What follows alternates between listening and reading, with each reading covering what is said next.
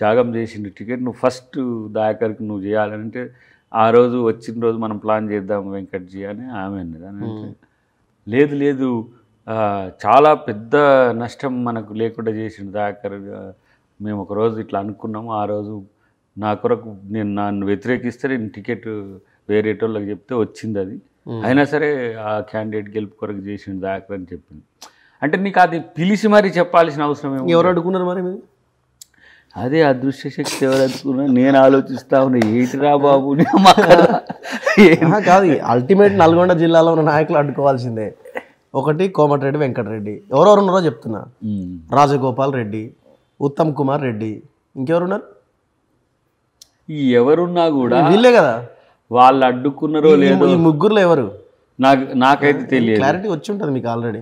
నాకైతే నేను అనుకుంటున్నా. సో నేను అనుకోవడం ఏంటంటే, నాకున్న అంచనా ఏంటంటే, మీరు అనుకోరు ఆ స్వేచ్ఛ ఉంది. నీ మనసులో ఉన్నదే చెప్తున్నా నేను. నా మనసులో చెప్పలేవు. ఎందుకు నేను చెప్తాను. నేనేమనుకుంటున్నా అంటే, అనుకో నువ్వు మీకు మంత్రి పదవి వస్తే అద్దంకి దయాకర్ అంటాడు గట్టిగా నిలబడతాడు. ఈయన రేవంత్ మనిషి అసెంబ్లీలో కూడా రేవంత్ పక్కన నిలబడతాడు. సో మాకు కొంత ఇబ్బంది అవుతుంది. సో ఈ నల్గొండ నుంచి మళ్ళీ ఎమ్మెల్సీ ఇస్తే మంత్రి ఇవ్వడానికి రేవంత్ ప్రయత్నం చేస్తాడు. అందుకే అసలు ఆ ఎమ్మెల్సీనే ఇవ్వకుండా చేసేస్తే కథం అయిపోతుంది కదా. నేనేమంటున్నా అంటే, అట్లా అనుకుంటే ఒకవేళ అదే అయితే మంత్రికి ఎమ్మెల్సీ అవసరమే. ఇప్పుడు ఎమ్మెల్సీ ఇది రావాల్సిన అవసరమే లేదు, చేయాల్సిందే కదా.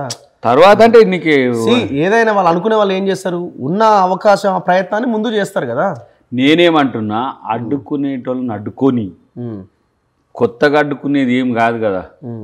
2014లో అడ్డుకుంటే సోనియా గాంధీ గారు టికెట్ ఇచ్చిండ్రు, 2018లో అడ్డుకుంటే రాహుల్ గాంధీ గారు టికెట్ ఇచ్చిండ్రు, 2024లో 23లో అసలు టికెటే రాకుండా పోయింది. అయినా కూల్ 24లో ఎమ్మెల్సీది అని వస్తుందని అంటే అడ్డుకున్నారని అంటున్నారు. అడ్డుకోనియండి పాపం, వాళ్ళకి ఎంత ఓపిక ఉంటే అప్పటి వరకు అడ్డుకోనియండి. కానీ దయాకర్ ఆగడు కదా. దయాకర్ ఏది లేకున్నా పని చేస్తాడు కదా అని చెప్తున్నా మీకు. అడ్డుకునేటోళ్ళు వాళ్ళకి ఏమైనా అడ్డం వస్తానేమని చెప్పి అడ్డుకున్నారేమో. అడ్డుకునేటోళ్ళని నువ్వు నేను అడ్డుకోలేము, ఎందుకంటే వాళ్ళు ఎక్కడి నుంచి అడ్డుకుంటారో కూడా తెలియదు, ఎందుకు అడ్డుకుంటారో కూడా తెలియదు. దయాకర్ ప్రజల కోసం ఉంటాడు, ప్రజలు దయాకర్ను ప్రేమిస్తారు. ఈ నాయకులు అంటే వాళ్ళు ఎవరికి అడ్డం వస్తున్నారో నాకు అర్థం కావట్లేదు ఇప్పటికీ. అమ్మయ్య ఎమ్మెల్యే వదిలేసినందుకు అయిపోయిందిరా బాబు, శత్రుశేషం ఏం లేదు అనుకున్నాను నేను. ఈడికొచ్చి మరి ఈడెవరు అడ్డుకున్నారు.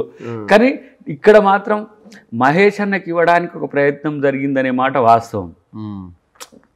బట్ ఇక్కడ వెంకట్ న్యూ ఎంట్రీగా వచ్చినప్పుడు ఏంటంటే NSUI నుంచి తనది కూడా ప్రాబబుల్ లిస్ట్లో ఉంది ఫస్ట్ నుంచి. కానీ లేటెస్ట్ ఎంట్రీలో మనోడు వెంకట్